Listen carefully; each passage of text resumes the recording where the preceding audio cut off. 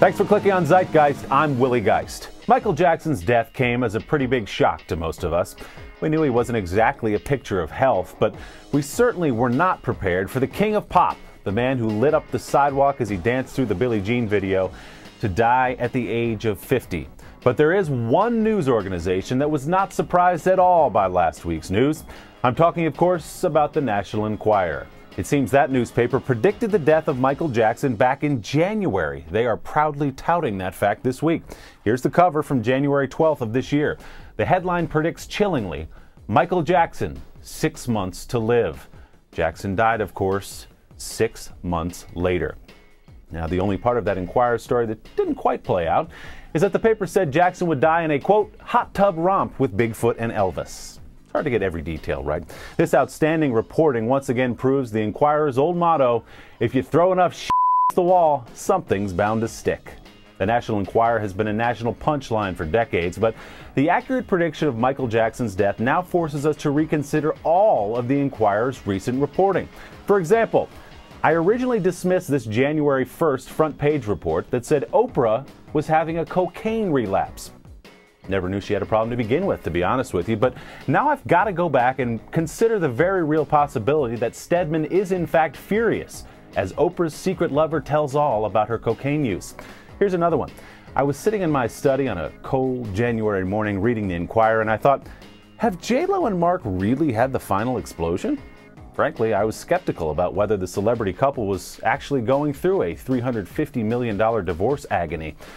After hearing that Enquirer got it right about Michael Jackson, though, I went into my archives room and I reread the J-Lo piece from January 19th, and now I'm a believer.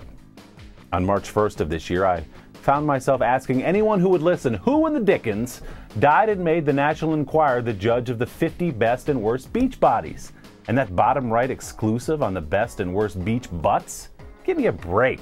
But now that I look again and give it some more thought, I've got to admit, Dwayne Dog Chapman's wife probably is in the top 50. Congrats on the scoop, National Enquirer. Who says old media's dead? Let's check in now with our old friend Lowell the Hammer Stanley. If you've watched the last couple episodes of ZeitGeist, you know the Hammer is the meanest doggone personal injury attorney in Virginia. It's pretty simple, folks. He's the hammer. Insurance companies are the nail. As we catch up with the Hammer today, we find he's now just flat out threatening physical violence against those companies. It's not enough for the Hammer just to get you the money you deserve after an automobile accident. He wants these people to suffer. Permanently hurt? Look me in the eye. If you want more money for your injuries, call the meanest, the nastiest SOB you can find. Me. I'm Lowell the Hammer Stanley.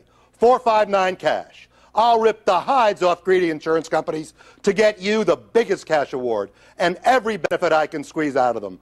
Lowell the Hammer Stanley, 459 cash. I may be ruthless, merciless, and a real SOB, but I'm your SOB.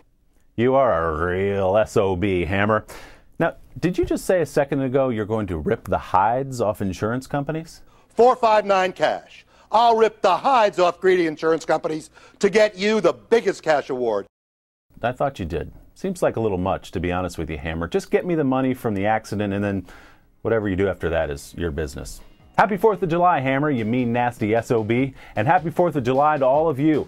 I'll be back here at ZeitGeist next week with much more of the news you cannot use.